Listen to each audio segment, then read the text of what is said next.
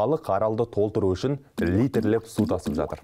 Теңіз тамшыдан құралады деген сөзді осылай тура мағынасында қолданам деп ойламаппын бұрын соңды. Бұл туралы Экспресске жазды. Мынау арал, мынау жанашырлардың қасықтап тасыған суы. Көзге де көрінбейді. Құрмет Талапқазы деген жігітті кім таниды? Былтыр батыстағы қуаңшылықта жем шөпті жеткізуді ұйымдастырған қарапайым жігіт. Енді ол арал мәселесін шешуді қолға алған. Оның екі жолы бар. Шаруалар күріш егуді уақытша тоқтату керек. Одан кейін құбыр арқылы ертістен су тасу қажет. Қазір арнайы қор құрылды, егер қаражат жиналса, бірден істі бастап кетеміз дейді Құрмет мырза. HECO формуласын қолдан ешқандай ғалым жасай алмайды. Су тапшылығын жолға қою үшін мамандарды тәртіпке келтіріп, Қытай, Ресей, Қырғыз, Өзбекпен тең дәрежеде сөйлесетін кадрлар қажет дейді экс-министр Нариман Қыпшақбаев.